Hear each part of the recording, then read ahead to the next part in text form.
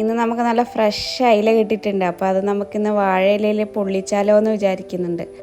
അതിൻ്റെ മസാല തയ്യാറാക്കാനായിട്ട് മിക്സിയിലേക്ക് ഒരു 5-8 അല്ലി വെളുത്തുള്ളിയും ഒരു പച്ചമുളകും, അതിൻ്റെ കൂടെ 1/2 ടീസ്പൂണ് മഞ്ഞൾപ്പൊടിയും പിന്നെ 2 ടീസ്പൂൺ മുളക് പൊടി എടുക്കുന്നുണ്ട്. അത് അധികം എരിവില്ലാത്ത മുളക് പൊടിയാണ്. പിന്നെ നമുക്ക് വേണ്ടത് 1 ടീസ്പൂൺ ഉപ്പ്. അതിൻ്റെ കൂടെ കറിവേപ്പിലയും കുറച്ച് വെള്ളം ഒഴിച്ച് കഴിഞ്ഞിട്ട് നമുക്ക് നല്ല പേസ്റ്റ് രൂപത്തിൽ നല്ലോണം ഒന്ന് അരച്ചെടുക്കാം. അരച്ചെടുത്ത മസാല ഒരു പാത്രത്തിലേക്ക് മാറ്റിയിട്ടുണ്ട്. നേരത്തെ വൃത്തിയാക്കി വെച്ച അയില ഞാൻ നല്ലോണം ഇങ്ങനെ കത്തിയെടുത്തിട്ട് കീറ് പോലെ ഇട്ട് കൊടുത്തിട്ടുണ്ടായിരുന്നു. അത് ഈ മസാലയിലേക്ക് ഇട്ട് കൊടുക്കുക. അപ്പോൾ അതെന്ന് വെച്ചാൽ മസാല നല്ലോണം ഉള്ളിലേക്ക് പിടിക്കാനാണ് ഇങ്ങനെ കത്തി കൊണ്ട് വരഞ്ഞിടുന്നത്.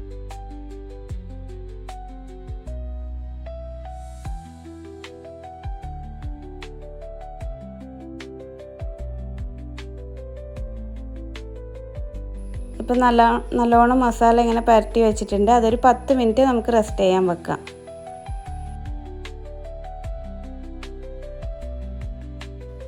പത്ത് മിനിറ്റിന് ശേഷം മീനിലേക്ക് നല്ലോണം മസാല പിടിച്ചിട്ടുണ്ട്. അപ്പോൾ അതിന് ശേഷം നമുക്കൊരു ഫ്രൈയിങ് പാൻ അടുപ്പിലേക്ക് വെക്കാം.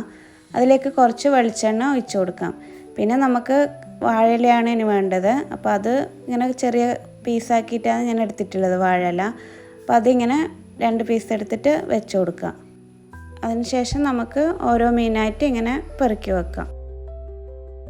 വാഴയിലയിൽ ഇങ്ങനെ മീൻ പൊള്ളിച്ചെടുക്കുമ്പോൾ വേറെ തന്നെ ടേസ്റ്റാണ്. പിന്നെ ഇതിൻ്റെ മസാല എന്ന് വെച്ചാൽ വെളുത്തുള്ളിയും കറിവേപ്പിലയും പച്ചമുളകും എല്ലാം ഇട്ടിട്ടുള്ളതല്ലേ. അപ്പോൾ അതെല്ലാം കൂടി വേറെ തന്നെ ഒരു ടേസ്റ്റാണ്.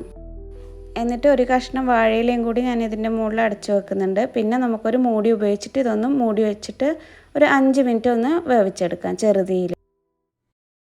5 മിനിറ്റിന് ശേഷം നമുക്ക് മൂടി ഒന്ന് തുറന്ന് വെക്കാം. എന്നിട്ട് വെള്ളം ഒന്ന് വറ്റിച്ചെടുക്കാം. വെള്ളം വറ്റിയതിന് ശേഷം നമുക്ക് പതുക്കെ വാഴയില ഇങ്ങനെ മാറ്റി കൊടുക്കാം. എന്നിട്ട് നമുക്ക് മീൻ മറിച്ചിട്ട് കൊടുത്തിട്ട് ജസ്റ്റ് ഒന്ന് ഫ്രൈ ചെയ്തെടുക്കാം. അധികം ഡീപ്പ് ഫ്രൈ ചെയ്യണ്ട. പിന്നെ അതിലേക്ക് നമുക്ക് കറിവേപ്പില ഇട്ട് കൊടുക്കാം.